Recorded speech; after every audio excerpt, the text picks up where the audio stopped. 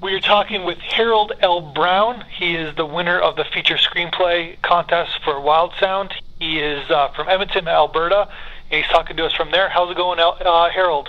It's cold and snowy, but I'm sitting in my writing studio where it's warm and the creative juices are flowing.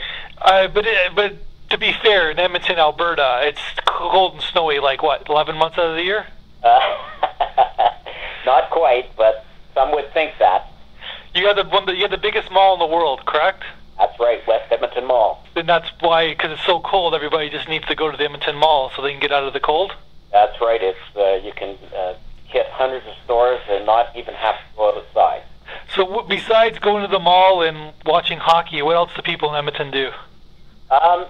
We've got a river valley, which is one of the largest natural parks, I think, in North America, which runs along the North Saskatchewan River. So lots of hiking trails, lots of opportunity to just get back to nature right in the middle of the city. Do people still miss Wayne Gretzky, even though it's been 25 years? Absolutely. I used to, in fact, have season tickets. Wow. Edmonton Oilers when they first joined the NHL. In fact, I had them when they were in the WHA, but the day that they traded Wayne was the day that I gave up my tickets for the Oilers. But to be fair, they did win another Stanley Cup after they traded them. Yes, they did. But that was quite the team there. They had, how many Hall of Famers? They must have had, I can think of 6 on top of my head. Exactly. I mean, Coffey, Messier, Gretzky, Grant Fuhr, Kevin Lowe, Anderson, yeah, Curry. Yeah, it was a once in a lifetime, I think, to have that gang together. And the owner that guy was kind of shady. He went to prison, right? Yeah, Peter Pospeykin. Yeah. Yeah, and of course that was also the time that in the heyday when we had FCTV being filmed here in Edmonton as well at Alarcom Studios. So we had John Candy and that crowd in town. They filmed that in Edmonton? I had no idea. Yes, they did for a couple of seasons. Joel Flaherty. Davey Thomas, right? Yes. Rick Moranis? Yeah. Yes, Rick and and the name of one of the actors escapes me, who went on to appear in a whole series of. Martin Short? There was Martin Short, but there was one other individual who's got the heavy eyebrows. His name's just. Oh, Eugene Levy. Yes. Yeah. Yeah. Eugene Levy. Wow, that's a good story right there. Like Edmonton in the 1980s, there was a lot going on. And film and television as well. Like there were a lot of movies being shot in Alberta. Yeah. At the time, and it was a real hub for entertainment. But there's one thing that Canadians don't understand is that like at least about a quarter of those NHL owners ended up going to prison. But for some reason, nobody talks about it. Yep. If it was one of the major sports in the States, it would be like a sensation. Exactly. It's interesting. All right, let's go to. By the way, that's a good story. Edmonton in the 1980s. I had no idea that SCTV was filmed there, and that's a good little thing. But let's talk about your script because it was quite the script. I gotta say, the actors loved doing this script. They were very happy afterwards. We ended up talking about the script a lot. It's got a lot of layers to it. So tell us about first of all, what was your reactions to the reading online? I thought the performers did a very commendable job. As I understand, of course, there were some last minute challenges, and having been on a few film sets, I understand the last minute stuff that comes up and the amount of duct tape that's got to be applied to just make sure the production gets done. But I was quite happy with the reading. I have to admit that there were a couple of performances that I thought were outstanding. Barry and Alicia. Barry, who played George and Robert, and Alicia, who played Naya. Yeah. I thought really carried good performances. They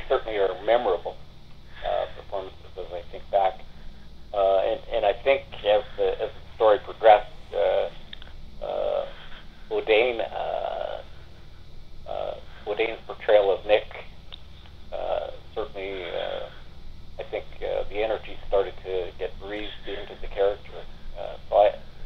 Overall, I was quite happy. And I found it very humbling to actually listen to performers breathe life into the words that I had written on the page.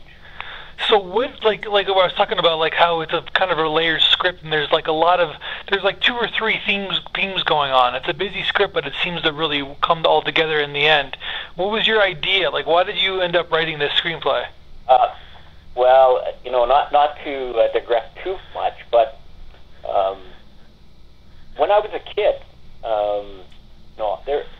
I lived in a small town, and I would say that I was subject to some bullying. My skin was dark, and at times I was often taunted and harassed as being Indian and living with the parents who couldn't possibly be my parents. My family heritage is Norwegian and Finnish, so Scandinavian, but I just happen to have a very dark skinned color. And then I went on to work at Children's Services at the beginning of my career, and it was also one of my last career assignments. And that, I think, some of that just resonated with me in terms of why people do what they do.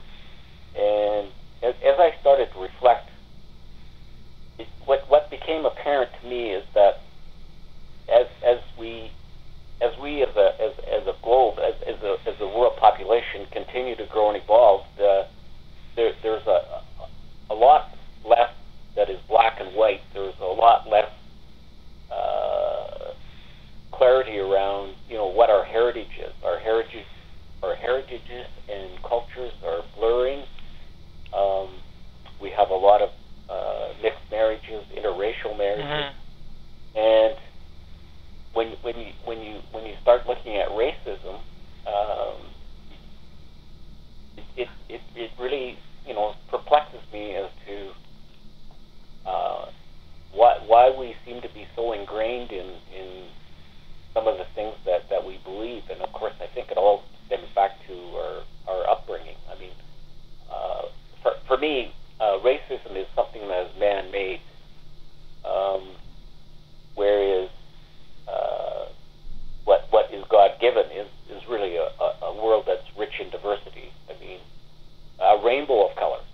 And if everything was black and white, if you think about watching TV and all that you had was black and white TV versus being able to watch a color TV, the experience is so much richer when you view the world as Technicolor as opposed to... That's a kind of an interesting analogy that you just use, and I think what you're trying to say in racism at the seed of racism, correct me if I'm wrong, is something that if we don't want, something that we don't understand. If we don't understand something, then we tend to be prejudiced towards it, or we're scared of it, which leads to negative emotions. So pigmentation in someone's skin leads to all the kind of horrors that we've had in our world because of it. And you're kind of touching on that with this main character, right? Like he's trying to figure out his identity while everybody else is trying to figure out his identity as well. Yeah. In the end, it doesn't matter because we're all the more we realize, the more similar that we all are. Absolutely. I couldn't have really said it better. And it is very complex. I mean, it's not a black and white situation. Pardon the pun, right? So yeah. Yeah. Yeah, but it's interesting. So then that was kind of the seed, but you also got into it's more of it's almost a coming of age story of a man trying to figure out who he is. Absolutely. Right. And a man who either consciously on some level and subconsciously on other levels knows he's different, but refuses to embrace it.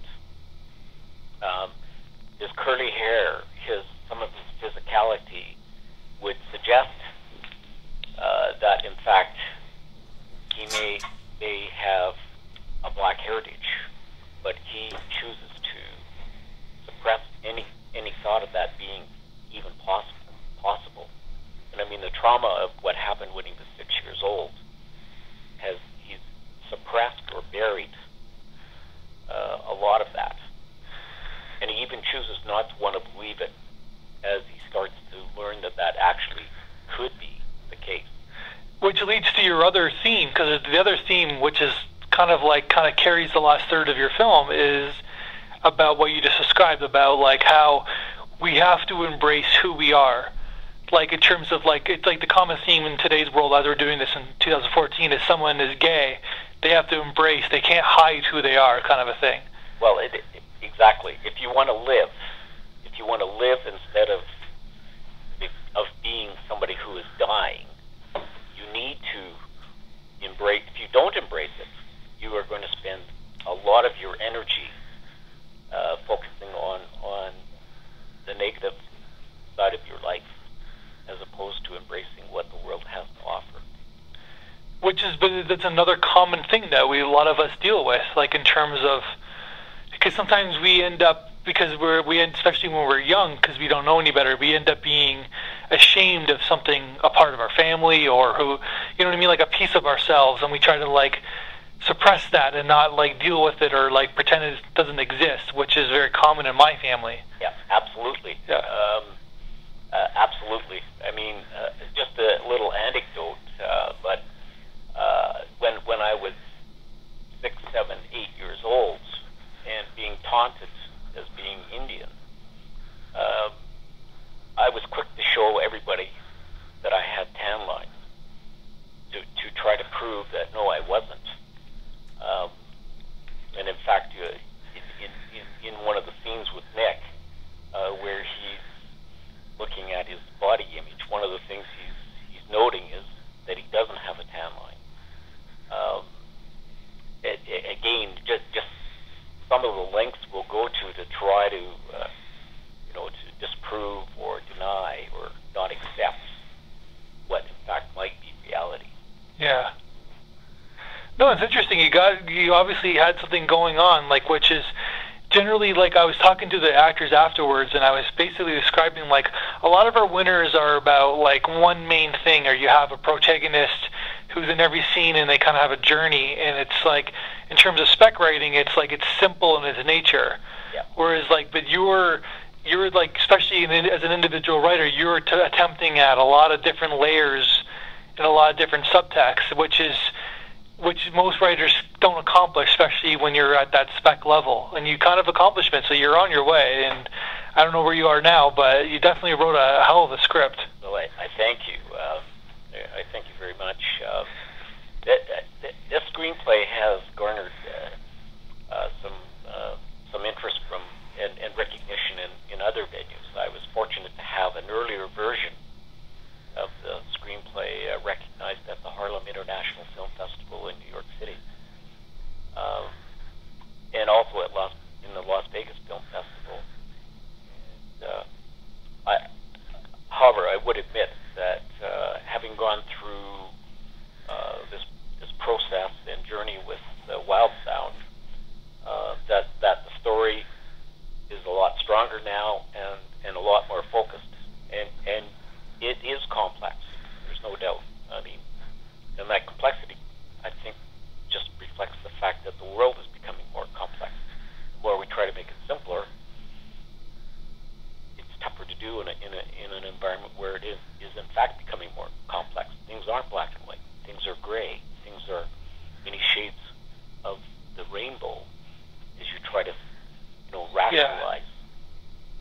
But we seem to really have come a long way in the last 10 years, especially in terms of equal rights and like just people being themselves. Like, it seems like it's hard to really notice because really we live day by day with it. But historians will look at this time and like there's been a lot of progression happening. It's like the frog in the boiling water. Like, things happen gradual. Yeah. And before you know it, they've happened. That's kind of a weird analogy, the frog in the board. Yeah, because the frog ends up dying, doesn't he? Exactly.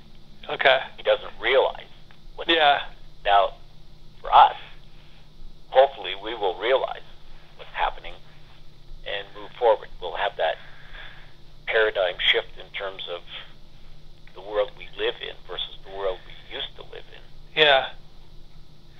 but things seems to happen like very, very slowly, and then all of a sudden something takes off. Like you know what I mean? Like the 1960s was obviously a lot of civil rights. Then everything became kind of slow, and then all of a sudden we have a black president.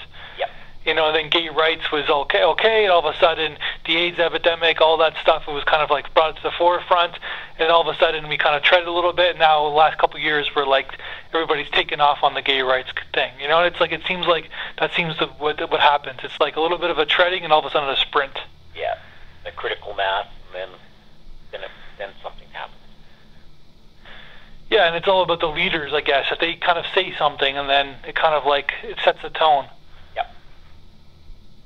So what else is next for you besides after this one? What's your next state? What's your next steps? Well, on this particular project, or in this project, or your project as a writer. Well, I can tell you on this project that I've been contacted by a producer in Saskatchewan who I've suggested that he actually watch the reading on Wild Sound, and I have two stories that are grounded in a Canadian setting. This one and the other story I wrote, which is Destiny of Tar and Feathers, which is also got some racial tone to it, but is about a man's journey to embrace his heritage as a Métis. And that particular story is being looked at by a producer in Winnipeg, and also a prominent Canadian actor who's very keen to see the story be turned into a movie. So I've got those two things happening on the Canadian front, and on the U.S. front, I have a story that I wrote that's called Devil's Valley Justice, which takes place in the Sierra Madres of Mexico, and involves an aging U.S. Marshal who's pursuing his daughter who's been kidnapped by a Mexican governor's son. That particular story has resonated with people in Los Angeles. Yeah, that sounds like a Hollywood story you wrote. And has also attracted interest in Mexico. It placed second in the Mexico International Film Festival. So I've got those things happening on the screenwriting front. I'm also working on another screenplay right now, which is called 2020 Search for Independence, which is set in the not too distant future, and it has a very much a global backdrop in terms of the story. I'm not ready to give too much of it away right now, but working on that, and I also signed a publisher's deal with a company in the States for my first novel, which is titled Deadly Invisible Enemies, which is a cyber conspiracy thriller set in Washington, D.C. And the publisher tells me that they hope to be able to have it on the streets this spring or early summer. Amazon.com and Barnes & Noble, and in paperback. So it sounds like you're really on your way then. Congratulations. But, you know, it's baby steps. You know, I've been at this now for 15 years. Yeah.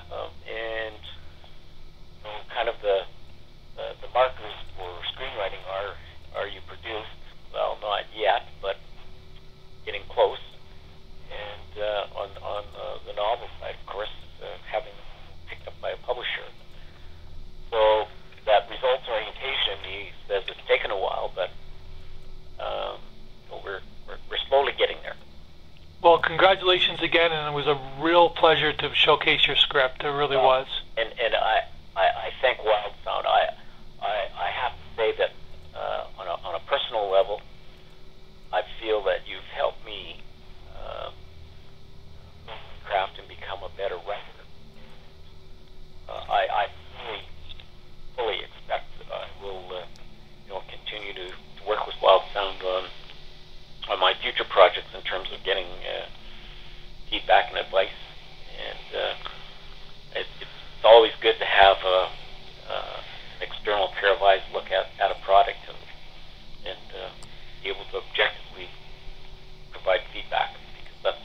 going to grow as a writer, is getting feedback, and I mean brutally honest feedback. Well, thank you very much, Harold, and congratulations again.